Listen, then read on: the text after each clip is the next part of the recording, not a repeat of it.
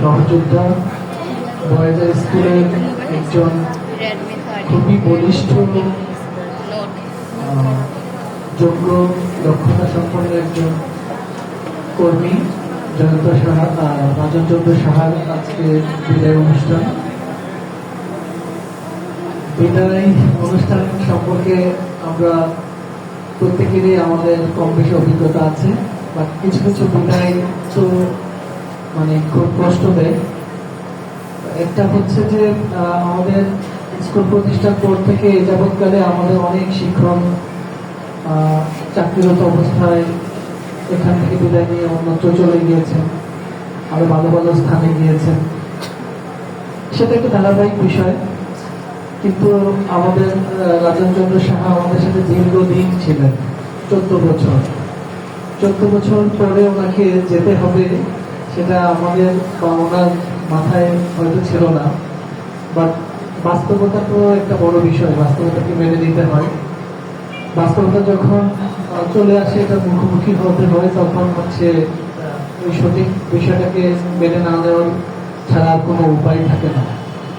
আমার বেলায় যদি বলেন, ঠিক তেমন কারণেই হচ্ছে ওনার বিদায়টা আমাকে মেনে নিতে হয়েছে। আমি যদি বলি যে উনি আমাদের স্কুলের হেন কোনো কাজ নাই, দায়িত্ব নাই যেটা উনি পালন করতে পারতেন না। একেবারে A to Z এই স্কুলের একেবারে একটা স্টাফের কাছ থেকে শুরু করে আমি প্রিন্সিপাল পর্যন্ত সকল রকমের কাজ করার ওনার দক্ষতা ছিল, যোগ্যতা ছিল, এবং সেইভাবে উনি কাজ করেছেন। কাজ করতে গিয়ে উনি কখনোই কোনটা ওনার সাথে যায়, উনি তো শিক্ষক কেন যে একটা প্রোগ্রাম করবে, একজন লোকের সাথে গিয়ে কথা একটা কোদাল ধরবে, শাবল ধরবে ইত্যাদি বিষয়গুলো থাকে না, এইগুলো কখনো উনি চিন্তা করেন না। উনি চিন্তা করেছেন কাজটা কিভাবে সম্পন্ন করা যায়, সেটার জন্য যা করা দরকার তাই করেছে। স্টাফদের সাথে ওনার খুব নিবিড় একটা সম্পর্ক ছিল, বিকজ অফ স্টাফদের আগে আগে উনি তাদের কাজটা করে ফেলতেন। তো যখন স্যার নিজে কাজ করে ফেলে, তখন ওরা দাঁড়িয়ে থাকতে পারে না, ওরাও আন্তরিকভাবে স্বাচ্ছন্দ্যে সে কাজগুলো করত। ক্লাসেও ওনার অবস্থান ছিল অন্যরকম। এ যাবৎকালে আমাদের অনেক স্টুডেন্ট বের হয়ে গেছেন, বা যারা আছেন অনেকের কাছেই রাজন স্যার হচ্ছে একজন আইডল। রাজন স্যারের কথা বলে অনেককে তার সন্তানকে বাসায় সংযত রাখার একটা রাস্তা খুঁজে পায়।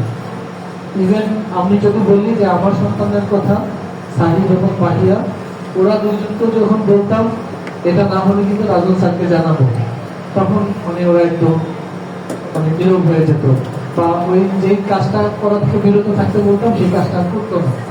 এরকম অনেকের বেলায় সেটা আছে। তো উনি হচ্ছেন ক্লাসের বাইরে সব জায়গায় ওনার চমৎকার এবং সফল বিচরণ ছিল। যে কোনো কাজ ওনাকে দিলে আমাকে এটা দ্বিতীয়বার চিন্তা করতে হতো না, এটা নিয়ে আর বলতে হতো না, এটা অটোমেটিক্যালি হয়ে যেত। আমি বলেছি, রাজন সাহেব শুনেছে, দ্যাটস ইট, ডান। আমি কনফিডেন্টলি চিন্তা করতে পারতাম, এটা ডান হয়ে গেছে। এটা কিভাবে হবে, করতে গিয়ে কি কি কাজ করতে হবে, কয়জন লোক লাগবে, কাকে কাকে ওনার সাথে অ্যাড করতে হবে, কোথায় থেকে কি সরঞ্জাম আনতে হবে, কিচ্ছু বলা হবে না। শুরুর দিকে আসার পর থেকে ওনাকে এইভাবে যখন আপনি গাইডলাইন দিয়েছে, প্রত্যেকটা কাজ উনি পজিটিভলি গ্রহণ করেছে। গ্রহণ করতে করতে কাজগুলো করতে করতে ওনার দক্ষতাটা সেই লেভেলে চলে গিয়েছিল। আর দক্ষতা বাড়ানোর জন্য যে কোনো কাজ করার একটা আগ্রহ নিজের মধ্যে থাকতে হয়। উনি কিন্তু একটা কথা বলেছেন, যে কাজটা আমি একবার চোখে দেখি সেটা আমি করে ফেলার, নিজে করে ফেলার চেষ্টা করি। এটা হচ্ছে মানুষের সবচেয়ে বড় দক্ষতা বা যোগ্যতা, যে কাউকে কোনো কিছু শেখানো যায় না যদি সে নিজে শিখতে না চায়। শিক্ষক হিসাবে শুধু আমরা ক্লাসে পড়াবো আর ডান বাম কিছুই জানবো না, বুঝবো না, করবো না, ব্যাপারটা কিন্তু এরকম না। ওনার এই কথাটা শুনে আমারও বলতে ইচ্ছে করছে, ঠিক আল্লাহর মতো এই যোগ্যতাটা আমার মধ্যে আছে। আমি কোনো কাজ দেখলে, চোখ দিয়ে দেখলে এটা আমি আন্দাজ করতে পারি, এটা আমি করে ফেলতে পারি। এটা যে কোনো কাজের বেলা এই কনফিডেন্সটা চলে আসে। আমি কি যেন বলে, ওই যে গত কয়েকদিন আগে আমরা কয়েকজন মিলে একটু ট্যুরে গিয়েছিলাম। এখন রাস্তায় অনেক আনারস দেখতেছে, আনারস খাবো। তো ঘুরতে ঘুরতে যে এমন জায়গায় গাড়ি থামানো হলো, সেখানে ছোট সাইজের আনারস আনারস নেই, বড় আনারস গুলো পাওয়া যাচ্ছে। এগুলো কি যেন বলে, ক্যালেন্ডার আনারস, তাই না? ওই টাইপের। এখন ওনারা আনারস বিক্রি করে, বাট কাটে না, মানে কেটে বিক্রি করে দিচ্ছে না আর কি। ওই বড় দোকানদার আস্ত আনারস বিক্রি করে, একটা দুইটা পাঁচটা যে যত টাকা। এক ভদ্রলোক আসছে, একদম জাস্ট বাগান থেকে কেটে নিয়ে আসছে, ফেলতেছে ভ্যান থেকে আর সাজাচ্ছে। ওইখান থেকে একটা আনারস কিনলাম। তো কেনার পরে তখন এটা কাটাইতে হবে, ভাবলাম একটা হোটেলে যাই, একটা বয়কে দিয়ে তাকে বলবো তুমি এটা কেটে দাও। তো একটা হোটেল বয়কে বললাম কেটে দেওয়ার জন্য। তো সে তার আবার আরেকজন ছোট জুনিয়রকে অর্ডার দিল যে এটা কাইটা দাও। সে গেল, সে ছুরি নিল, তার ছুরি ধরা ধরা দেখে বুঝলাম যেটা কাটতে পারবে না। আনারস কাটা কিন্তু সহজ না, আবার ছুরি দিয়ে কাটা তো আরো একটু কঠিন, আবার বড় আনারস একটু সাইজে, তার মধ্যে হচ্ছে পরিষ্কার জায়গা নাই যেখানে রেখে কাটবে। কি বলে, থালা বাটি এরকম কিছু নেই, খালি একটা জায়গার মধ্যে কাঠের উপরে রেখে আনারসটা ছিলতে হবে।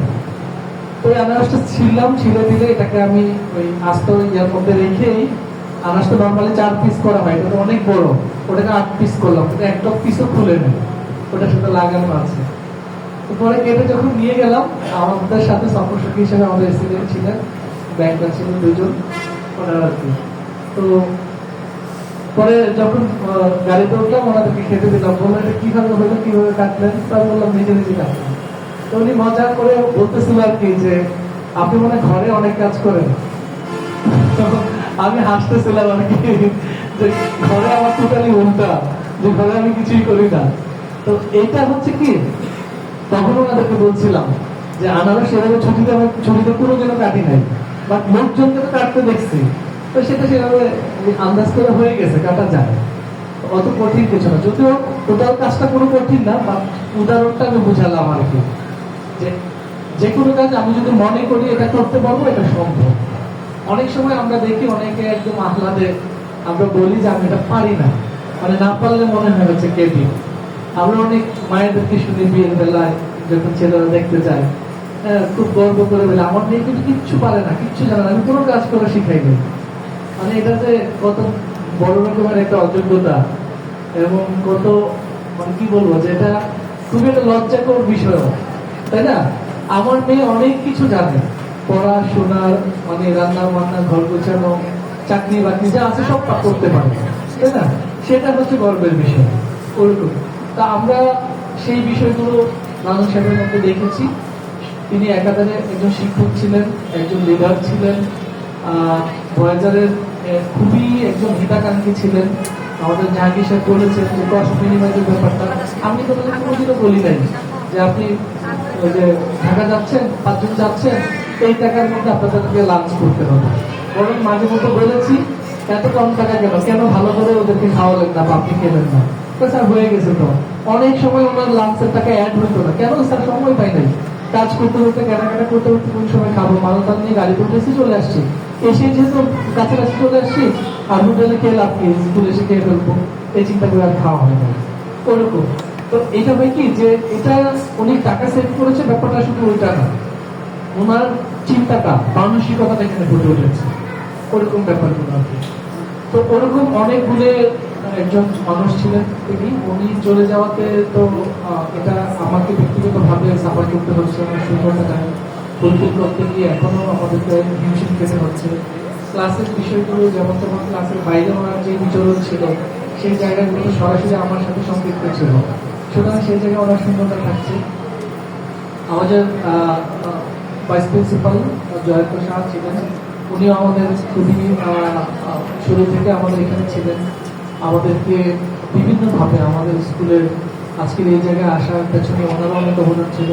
তো আজকে উনিও উপস্থিত হয়েছেন, ওনাকে আমরা পেয়েছি, দুজনকে একসাথে পেয়ে শুরুর দিকে, বা আমি এতক্ষণ পর্যন্ত পাশে বসেছিলাম, আমার মনেই হয় নাই ওনারা চলে গেছে, একবারের জন্য মনে হয় নাই ওনারা চলে গেছেন। তো যাই হোক, রাজু সাহেব যে উদ্দেশ্যে এখানে গিয়েছেন, সেখানে যাওয়ার পরে আমি বেশ কয়েকবারই ফোন দিয়েছি, ওনার সাথে যোগাযোগ হয়েছে, ওনার খোঁজখবর নেওয়ার জন্য ফোন দিয়েছি, স্কুলের প্রয়োজনে ফোন দিয়েছি, উনিও আমাকে ফোন দিয়েছেন। তো যোগাযোগ রাখাটা এখন খুব সহজ, শুধু ইচ্ছার দরকার হয়, যোগাযোগ অব্যাহত থাকবে। সর্বোপরি আপনার জন্য আমাদের ভয়েজার পরিবারের সকলের পক্ষ থেকে অনেক অনেক দোয়া থাকলো। আপনি সেখানে সফল হন। আপনার সফলতা যদি আমরা দূর থেকে দেখতে পারি আমরা আনন্দিত হব, ভীষণ আনন্দিত হব। পরিশেষে আবারও বলবো যে ভয়েজার স্কুল আপনারই রয়ে গেছে। আপনি এখানে যে কোনো সময় নির্দ্বিধায় চলে আসবেন। আসার ক্ষেত্রে আপনি কখনোই ভাববেন না স্কুলটা আপনার না বা আপনি এখানে নাই। যদি এটা ভাবেন তাহলে মনে হবে যে এটা আমাদের একটা চরম ব্যর্থতা। আর আমরা বলেছি যে আমরা একটা মানে কি বলবো ভয়েজারের প্রতিনিধি দল নেপাল সফরে যাচ্ছি। সেখানে আমরা আমাদের জয়ন্ত শাহ, আমাদের ফর্মার ভাইস প্রিন্সিপাল, তিনি কি বলে যে আমাদের এই যাবৎকালে যত ইন্টারন্যাশনাল ট্যুরগুলো হয়েছে উনি নিজে অর্গানাইজ করেছেন এবং সাথে ছিলেন। তো আজকে আসার পরে ওনাকে ইনভাইট করে আমাদের সেই ট্যুরের অন্যতম টিম মেম্বার হিসাবে আমরা সম্পৃক্ত করে ফেললাম। উনিও আমাদের সাথে ট্যুরে যাচ্ছেন। তো আমাদের এসপার 9 জুলাই হতে পারে আমাদের ফ্লাইট। বাকি ডিটেলস হয়তো আপনারা পরবর্তীতে জানতে পারবেন। তো সবার সুস্বাস্থ্য এবং মঙ্গল কামনা করছি। রাজেশ সাহেব এবং জয়ন্ত সাহেব চলে গেছেন, এই জন্য ওনাদের গুণগান আমরা এতক্ষণ বললাম এবং যা বললাম প্রত্যেকটাই হচ্ছে নিরেট সত্য। সামনে আবার উপবিষ্ট অনেকেই আছেন রাজন সাহেবের মতো দায়িত্ব নিয়ে দক্ষতা দিয়ে কর্তব্য পালন করছেন এখানে, এরকম অনেকেই আছেন। প্রত্যেকের অনেকের নাম বলা যায়, হয়তো আপনারা ভাবতে পারেন যারা চলে যায় তাদের হচ্ছে মানে গুণাবলীগুলো বোঝা যায় না। আপনারা প্রত্যেকে এখানে গুরুত্বপূর্ণ, প্রত্যেকের গুরুত্ব আমি সবসময় বলি, এভরি সিঙ্গেল স্টাফ আমাদের ইম্পর্টেন্ট। প্রত্যেকের গুরুত্ব আছে বলে আপনারা এখানে আছেন। তো আপনার গুরুত্বটা আসলে আপনি আরো কতটুকু বাড়াতে চান ডিপেন্ড টোটালি আপনি। এটা আপনি নিশ্চিত করবেন। আপনার গুরুত্বটা প্রয়োজনীয়তাটা ভয়েজার কতটুকু অনুভব করবে। ওনারা দুজন চলে গিয়েছেন, বিশেষ করে রাজন সাহেব চলে যাচ্ছেন। ওনার গুরুত্বটা ভয়েজার একদম হাড়ে হাড়ে ফিল করছে। এটাই ওনার সফলতা। আপনি যে জায়গাটায় ছিলেন সেই জায়গায় যদি আপনার একটা স্পর্শ রেখে যেতে পারেন সেটাই আপনার সফলতা। তো উনি ওনার স্পর্শটা খুব প্রবল ভাবে এখানে রেখে গিয়েছেন, যেটা মুছে যাবে না, যেটা আমাদের হৃদয়ে থাকবে, আমাদের কাজকর্মে থাকবে, আমাদের ভয়েজারের সামনে এগিয়ে যাওয়ার প্রত্যেকটা ধাপে ধাপে থাকবে। আমরা তাদের মতো ডেডিকেটেড যারা আমাদের ভয়েজারের কর্মরত ছিলেন, শিক্ষক ছিলেন, তাদেরকে আমরা সবসময় স্মরণ করবো। এই আশা এবং প্রত্যাশা ব্যক্ত করে আমি বিদায় নিচ্ছি। ধন্যবাদ সবাইকে, ভালো থাকবেন।